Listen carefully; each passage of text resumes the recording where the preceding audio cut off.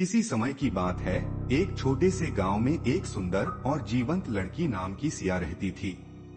उसका परिवार बहुत साधारण था और वह अपने माता पिता के साथ एक खुशहाल जीवन व्यतीत कर रही थी। सिया के पास कई दोस्त थे और वह हर रोज पड़ोसी के जंगल में खेलने जाया करती थी। लेकिन वह जंगल एक रहस्य से भरा हुआ था, जिसे गांव के लोग हमेशा से डरकर बात करते थे। कहा जाता था कि उस जंगल में एक प्राचीन शक्तिशाली आत्मा बसी हुई थी, जो कभी भी किसी इंसान को तंग कर सकती थी। हालांकि सिया ने कभी इन बातों पर ध्यान नहीं दिया। उसे हमेशा लगता था कि यह सिर्फ एक कहानी है और उसने हमेशा जाकर खेलने का फैसला किया। एक दिन सिया और उसके दोस्त जंगल में खेलने गए। सभी बच्चे खेल रहे थे और हंस रहे थे। लेकिन अचानक सिया ने देखा कि उसके दोस्तों में से किसी ने उसके नाम को पुकारा। वह घूमकर देखती है, लेकिन वहाँ कोई नहीं था। उसने सोचा कि यह शायद उसके दोस्तों का मजाक था और वह खेल में लगी रही।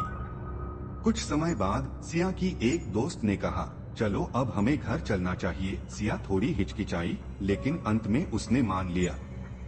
जब वे सारे बच्चे जंगल से बाहर आने लगे, सिया ने फिर से वही आवाज सुनी, लेकिन इस बार वह आवाज अधिक स्पष्ट थी।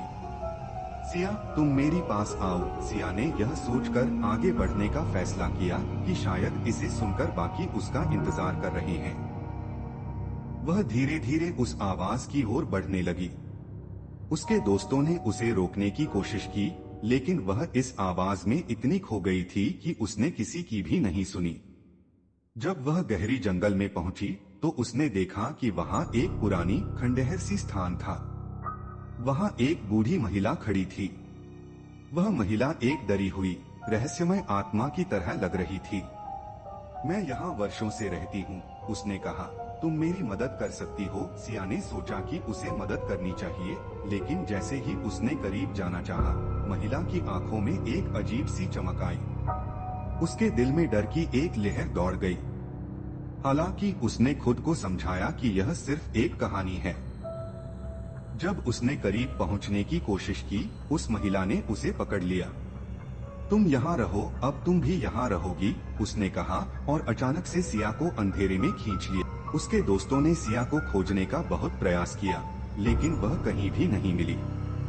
गांव वालों ने भी उसकी तलाश की, लेकिन वह गायब हो गई।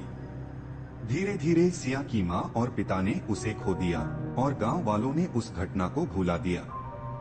समय बीतता गया, लेकिन गांव में एक अजीब परिवर्तन आया। रात के समय लोग हमेशा डरते थे और अजीब आवाजें सुनाई देती थीं। गांव के बच्चे पहले से अधिक सतर्क रहने लगे कि कहीं उन्हें भी उस रहस्यमय जंगल में न जाना पड़े। कुछ सालों बाद गांव में एक और लड़की ने उसी जगह पर जाना शुरू किया। उसे भी वहां वही आवाज सुनाई दी। लेकिन क्या वह भी सिया की तरह खो जाएगी? इस कहानी का डर यहाँ नहीं खत्म होता। गांव के लोग अब भी कहते हैं कि रात के समय जब कोई जंगल से गुजरता है, तो वह किसी लड़की की आवाज सुन सकता है, मेरी मदद करो। इस तरह सिया की कहानी आज भी गांव में जिंदा है और वह खोई हुई लड़की हमेशा के लिए उस जंगल के रहस्य को अपने साथ लिए चली गई।